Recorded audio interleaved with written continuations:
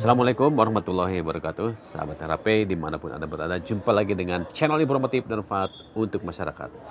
Sahabat RAP, pada kesempatan kali ini kita akan membahas tentang sidang goib karena suami tidak diketahui keberadaannya.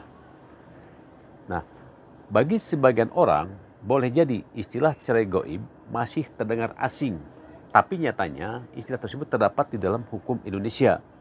Nah, pengertian dari istilah yang satu ini tidak ada hubungannya sama sekali dengan hal-hal yang sifatnya di alam goib.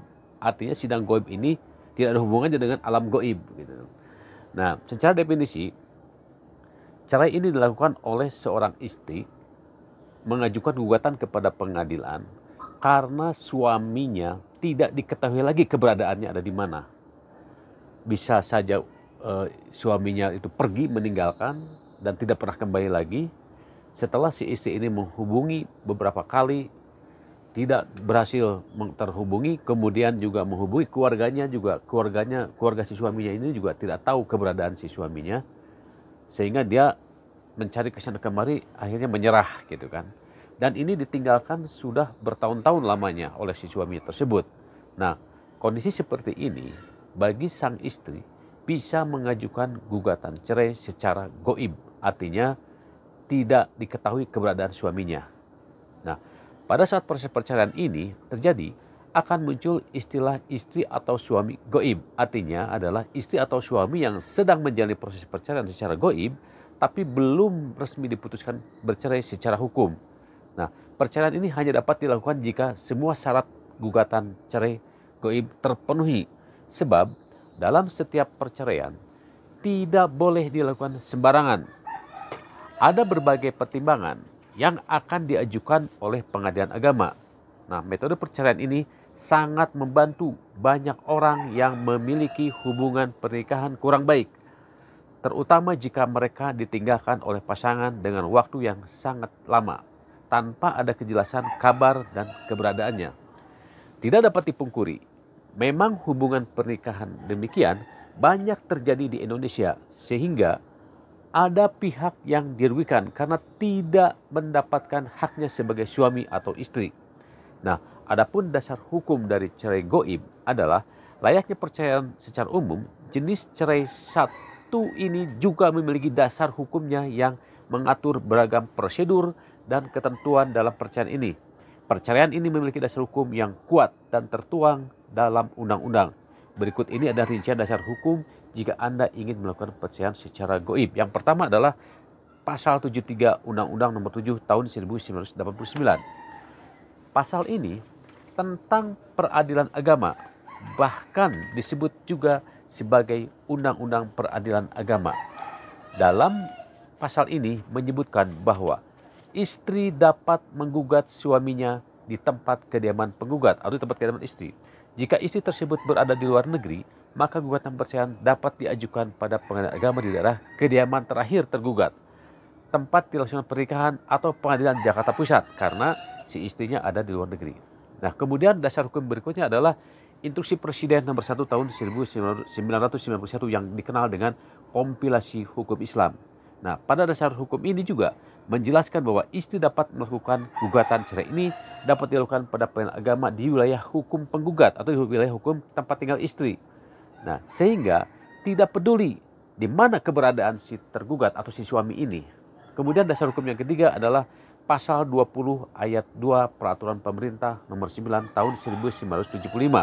Dasar hukum ini juga semakin menguatkan mengenai gugatan perceraian yang dapat dilakukan di kediaman penggugat sehingga keberadaan si tergugat tidak menjadi penghalang dalam urusan perceraian. Kemudian di dalam pasal 139 Kompilasi Hukum Islam. Pada pasal ini, pengadilan agama berhak melakukan pengumuman terkait pencarian keberadaan tergugat melalui koran atau surat kabar. Tidak hanya itu, pengadilan agama juga akan menempelkan di papan pengumuman. Jika hingga proses jadwal sidang yang sudah ditentukan dan tergugat tetap tidak hadir, maka gugatan diterima tanpa hadirnya tergugat, prosesnya akan lebih cepat dan tidak membuang banyak waktu. Nah, biasanya dilakukan pengumuman juga di Radio Republik Indonesia. Kemudian dasar hukum yang berikutnya adalah pasal 27 Peraturan Pemerintah nomor 9 tahun 1975. Dalam pasal ini sama dengan pasal sebelumnya mengenai pengajuan perceraian di tempat tinggal penggugat. Jika pengadilan agama sudah memanggil suami gaib tapi tidak mendapatkan respon, maka proses gugatan dapat diterima. Kemudian, bagaimana proses yang harus dijalani saat melakukan cerai gaib? Dalam proses perceraian satu ini memang sedikit berbeda dibandingkan dengan proses perceraian lainnya. Hal ini dikarenakan tidak diketahuinya keberadaan si tergugat atau si suami. Nah, yang pertama tentunya Anda harus melakukan pendaftaran terkait gugatan yang akan dilayangkan kepada tergugat. Anda dapat mendatangi pengadilan agama di wilayah tempat tinggal sebagai penggugat. Pastinya pengadilan agama tidak akan serta-merta menerima gugatan tersebut. Mereka akan melakukan berbagai upaya untuk mengetahui keberadaan tergugat. Caranya seperti yang sudah disinggung pada bagian yang sebelumnya, yaitu melakukan pengumuman melalui beberapa surat kabar dan papan pengumuman di pengadilan agama, bahkan diumumkan di Radio Republik Indonesia (RRI). Nah, maka tidak heran jika biaya cerai gaib memang cukup lebih mahal dibandingkan dengan cerai lainnya. Pengadilan agama juga biasanya memiliki tenggang waktu untuk memanggil, akhirnya gugatan tersebut diterima tanpa kehadiran tergugat. Jika pada batas waktu tersebut tergugat masih tidak diketahui keberadaannya, maka gugatan diterima.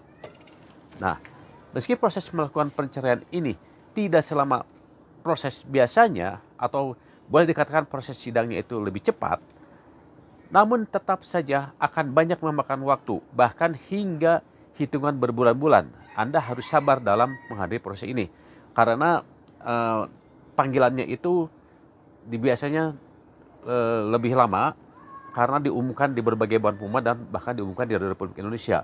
Tetapi sidangnya hanya satu kali sidang, dan satu kali sidang ini langsung Anda atau penggugat harus membawa saksi. Nah, agar lebih memudahkan dalam memahami prosesnya, Anda dapat mempelajari berbagai contoh gugatan cerai gaib. Dengan demikian, Anda akan memahami berbagai kelebihan dan kekurangannya.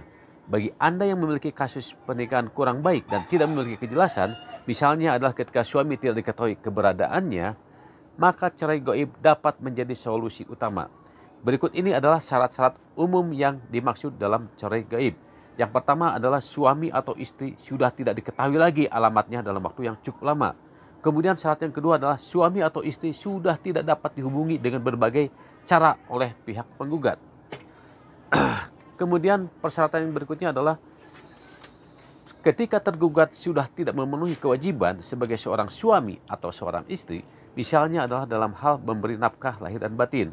Kemudian syarat berikutnya adalah untuk masalah komunikasi, pihak pengadilan agama akan melakukan beberapa cara terlebih dahulu agar dapat menghubungi tergugat. Bisa dengan media cetak atau papan pengumuman dan juga diumumkan melalui Radio Republik Indonesia atau RRI. Jika hingga pada batas waktu yang ditentukan, pihak tergugat tidak kunjung datang, maka gugatan dari pihak penggugat akan diterima dan langsung diproses. Kemudian persyaratan berikutnya adalah perceraian dapat dilakukan di wilayah hukum penggugat, tempat dilaksanakannya pernikahan atau pengadilan Jakarta Pusat jika penggugat sedang berada di luar negeri. Nah, kemudian persyaratan berikutnya adalah membayar biaya cerai gaib yang dibebankan kepada penggugat. Jadi Anda harus menyiapkan sejumlah biaya jika Anda mengajukannya sendiri dan tanpa kuasa hukum. Maka biayanya akan lebih murah bila dibandingkan Anda memakai kuasa hukum atau pengacara. Nah, syarat-syarat tersebut memiliki landasan hukum yang kuat dan dapat dipertanggungjawabkan sehingga Anda tidak perlu khawatir ketika hendak mengajukan perceraian dengan kondisi seperti di atas. Berikut ini ada lantas apa saja dokumen-dokumen yang harus siapkan untuk melakukan proses gugatan cerai gaib ini.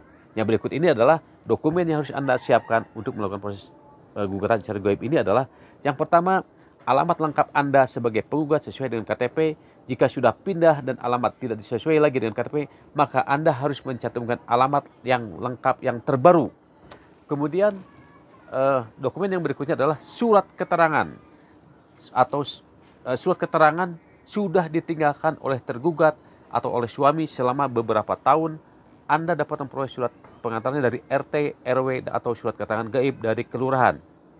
Maka apabila Anda tidak melampirkan surat keterangan gaib ini atau setelah keterangan dari kelurahan bahwa suami Anda tidak diketahui lagi keberadaannya, maka Anda akan ditolak proses pendaftaran gugatannya. Nah, kemudian yang harus dilengkapi lagi adalah fotokopi penggugat, fotokopi KTP penggugat, kemudian fotokopi buku nikah tentunya dengan buku nikah aslinya. Kemudian melampirkan juga surat gugatan cerai gaib yang jelas dan memuat alasan secara terperinci. Nah, apabila Anda memang tidak didampingi kuasa hukum atau pengacara, Anda jangan khawatir, Anda akan dituntun dipandu oleh petugas pengadilan untuk diarahkan ke pos bakum. Oleh pos bakum ini pos bantuan hukum yang ada di Pengadilan Agama. Nah, nanti Anda akan diwawancara, diinterview terlebih dahulu, permasalahannya seperti apa, nanti petugas pos bakum inilah yang akan membuatkan surat gugatannya. Nah, terhadap proses pembuatan yang dilakukan oleh pos bakum ini, Anda jangan khawatir, Anda tidak dipungut biaya. Jadi Anda hanya membayar biaya perkara ke loket bank yang sudah ditentukan oleh bank, yaitu loket bank ini ada di dalam area Pengadilan Agama itu sendiri. Jadi Anda tidak perlu lagi membayar pos bakum dan lain sebagainya, karena pos bakum itu sudah disediakan oleh Pengadilan Agama dan sudah dibiayai oleh pemerintah atau oleh negara. Nah, persyaratan yang tadi disebutkan di atas merupakan persyaratan awal untuk syarat gugat cerai gaib. Selanjutnya akan dijelaskan oleh majelis hakim yang disampaikan dalam persidangan. Nah, demikianlah konten kita kali ini. Konten ini untuk menggambarkan proses sidang gaib dan apa itu sidang gaib, sehingga Anda mudah-mudahan bisa dapat pencerahan dari konten ini. Nah, semoga konten ini bermanfaat. Sampai jumpa lagi di konten-konten berikutnya. Tentunya konten yang bermanfaat untuk masyarakat dan untuk Anda khususnya. Wassalamualaikum warahmatullahi wabarakatuh.